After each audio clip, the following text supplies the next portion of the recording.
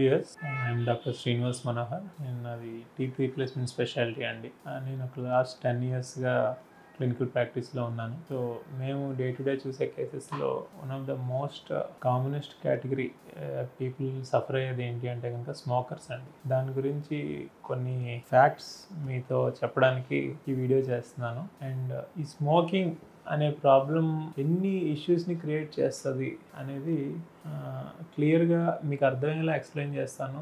తర్వాత ఇంకా smoking continue చేస్తారా లేదనేది మీ డెసిషన్ అండి. సో స్మోకింగ్ అనేది అలవాటు ఉన్న వాళ్ళకి నోటి హెల్త్, ఓరల్ హెల్త్ వరకు మాట్లాడుకుంటే కనుక ముఖ్యంగా 2 విషయాలు జరుగుతాయి. ఒకటి, మీరు స్మోక్ చేయడం వల్ల వచ్చే హీట్ ఉంటుంది కదండి, ఆ హీట్ జనరేట్ అవుద్ది కదా, ఆ హీట్ వల్ల నోట్ లోపల ఆ టిష్యూస్ లోపల ఉన్న blood vessels, tiny blood vessels ఉంటాయి చిన్నవి, అవి ష్రింక్ అవుతాయి, కూర్చుంచుకుపోతాయి, కణజాలం అంటారు కదా. వాటిలో ఉన్న సెల్స్కి ఆ బ్లడ్ ఫ్లో అనేది తగ్గిపోతుంది, రెస్ట్రిక్ట్ అయిపోతుంది. ఎప్పుడైతే బ్లడ్ ఫ్లో తగ్గిందో బ్లడ్ చేసే పని ఏంటండి, బాడీలో ఉన్న అన్ని టిష్యూస్కి ఆక్సిజన్ని క్యారీ చేస్తుంది. ఆక్సిజన్ క్యారీ చేయడం వల్లే ఆ టిష్యూస్ అన్ని లైవ్లీగా బతుకుంటాయి. ఆ టిష్యూస్ నుంచి బ్లడ్ ఫ్లో తగ్గడం వల్ల, ఆక్సిజన్ తగ్గిపోవడం వల్ల ఏమవుతుందంటే ఆ ఏరియాలో ఆపర్చునిస్టిక్గా అంటే రెగ్యులర్గా ఉన్న బ్యాక్టీరియానే హార్మ్ఫుల్గా మారే అవకాశం ఉంది. At the same time fungal infections grow అవుతాయండి. ఎప్పుడైతే ఆక్సిజన్ లెవెల్స్ తక్కువ ఉంటాయో ఆ టిష్యూస్లో ఫంగస్ ఈజీగా గ్రో అవుతుంది. సో నోట్లో ఫంగస్ గ్రో అయ్యే అవకాశం ఎక్కువగా ఉంటుంది. ఓకే, బ్లడ్ సర్క్యులేషన్ తగ్గిపోవడం. అంతేకాకుండా బ్లడ్ సర్క్యులేషన్ తగ్గడం వల్ల మీకు నోట్లో ఆ బోన్ వాల్యూమ్ అది కొంచెం హెల్తీగా మెయింటైన్ అవ్వడానికి కావాల్సిన బ్లడ్ సర్క్యులేషన్ తగ్గిపోతుంది కదండి, దానివల్ల బోన్ వాల్యూమ్ కూడా తగ్గుతుంది. అంటే both soft tissue and hard tissue. అంటే ఈ సాఫ్ట్ టిష్యూ పోర్షన్ అంటే ఏంటి, ఈ చిగుళ్ళు, లిప్స్, గమ్స్, వీటికి సంబంధించినవి. At the same time hard tissue అంటే టూత్ మెటీరియల్ అండ్ బోన్, ఈ 3 కూడా డ్యామేజ్ అవ్వడం అనేది జరుగుతుందండి. సో ఆ హీట్ జనరేట్ అవ్వడం వల్ల. అండ్ ఇంకో సైడ్ ఎఫెక్ట్ మేజర్గా జరిగేది ఏంటంటే స్మోకర్స్లో పర్టికులర్గా ఈ సలైవా, లాలాజలం క్వాంటిటీ తగ్గిపోతుంది. క్వాంటిటీ అంటే ఏంటంటే రెగ్యులర్ ఇండివిజువల్కి రావాల్సినంత సలైవా జనరేట్ అవ్వదు అనమాట.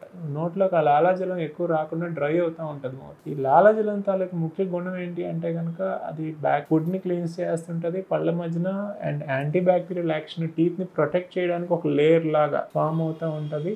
అందుకే ఎప్పుడైతే ఆ లాలాజలం అనేది లేదో నోట్లో, ఈ క్యావిటీస్ రావడం అనేది, గమ్ ఇష్యూస్ రావడం అనేది చాలా పెరిగిపోతూ ఉంటాయి. సో ఈ రెండిటి వల్ల మోస్ట్ కామన్గా వచ్చే సైడ్ ఎఫెక్ట్స్ ఏంటి వీళ్ళలో ఏంటంటే కనుక, స్మోకింగ్ చేసే వాళ్ళకి ఫస్ట్ ఇనీషియల్గా స్టెయినింగ్స్ అవి చూస్తాము, టీత్ డిస్కలర్ అయిపోతాయి. స్లోగా ఏమవుతాయి అంటే క్యావిటీస్ మొదలవుతాయి. క్యావిటీస్ మొదలైనాక ఏముంది, ఫుడ్ లాడ్జ్మెంట్ అవుతుంటుంది. And at the same time gum లెవెల్లో చిగురు కూడా బ్లడ్ సర్క్యులేషన్ అది తక్కువ ఉంది కాబట్టి స్లోగా కిందకి జారుతూ ఉంటుంది. కింద ఎముక కూడా పాడయ్యి అది కూడా తగ్గిపోతూ ఉంటుంది. సో పళ్ళ మధ్యన గమ్ లెవెల్లో సందులు ఫామ్ అవుతాయి. సో ఈ క్యావిటీస్ సందుల్లో ఫుడ్ లాడ్జ్ అయిపోతూ ఉంటుంది. ఫుడ్ ఇరుక్కుపోయి అది బ్యాడ్ స్మెల్ అది రావడానికి ఎక్కువ ఇది అవుతూ ఉంటుంది. ఇవన్నీ కూడా చిన్న చిన్న విషయాలండి మా ఉద్దేశంలో. ఎందుకు అంటే నేను చెప్పాను కదా, నాది టీత్ రీప్లేస్మెంట్ స్పెషాలిటీ అని. కరెక్ట్గా నా స్పెషాలిటీని కాయిన్ చేయాలి వర్డ్ ఏంటి అంటే ప్రాస్థోడాంటిక్స్ అండి. ప్రాస్థోడాంటిక్స్ అంటే మేము చేసే పని ఏంటంటే నా స్పెషాలిటీ డెంటల్లో పర్టికులర్గా టీత్ లేని వాటికి పెట్టడమే కాదండి,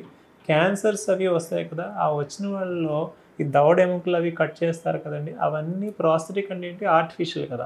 సపోజ్ ఈ ఫింగర్ లేదు, ఆర్టిఫిషియల్ ఫింగర్ పెడతాం. ఈ చెవి లేదు, ఆర్టిఫిషియల్ ఫింగర్ పెడతాం. అలాగే నోట్లో కూడా ఆ ఎముకలు అవన్నీ కట్ చేసి తీసేస్తారు కదా క్యాన్సర్ వల్ల. ఆ లేని పార్ట్స్ అన్నీ రీప్లేస్ చేసేది, అవి నీట్గా డిజైన్ చేసి పెట్టేది నా స్పెషాలిటీ. ఓకే, అందుకే నాకు ఈ క్యాన్సర్ ట్రీట్మెంట్ అయిపోయి ఆ రేడియేషన్, కీమోథెరపీ, సర్జరీ ఇవన్నీ కట్ చేసి ఉంటాయి. దవడ ఎముకలు కూడా తీసేసి ఉంటారు. ఏదైతే క్యాన్సర్ వచ్చిందో వాళ్ళు లాస్ట్లో ఏం తిన్నా సరే ముక్కులోకి వెళ్ళిపోతూ ఉంటుంది. ఈ లోపల నుంచి చూస్తే ఒక్కోసారి ఐబాల్ కనిపిస్తూ ఉంటుంది, అసలు మాట స్పష్టంగా రాదు. సో వీటికి కానీ మళ్ళీ మాకు ఏమైనా జా ఉండేలా, పళ్ళు ఉండేలా చేయగలుగుతారా అని మా దగ్గరకు వస్తూ ఉంటారు. అది నా మేజర్ వర్క్ యాక్చువల్లీ. వీళ్ళందరూ ఆల్రెడీ టఫ్ టైమ్స్ అన్నీ చూసి మా దగ్గరికి లాస్ట్లో క్యూర్ అయ్యి పర్లేదు ఇక్కడితో నిలబడింది లైఫ్ అనేలా మా దగ్గరకు వస్తారు కదండి. వీళ్ళతో మేము ఎక్కువ ఇంటరాక్ట్ అవుతూ ఉంటాం ఆ ఫేజ్లో. ఆ ఫేజ్లో వాళ్ళు మాకు చెప్పే ఒకటే మాట ఏంటంటే కనుక, ఆల్రెడీ ముందు నుంచి చెప్తా ఉన్నారమ్మా స్మోకింగ్ వద్దు వద్దు అని, నేనే వినలేదు, ఇప్పుడు ఇంట్లో వాళ్ళకి నేను తిరిగి భారంగా అయిపోయాను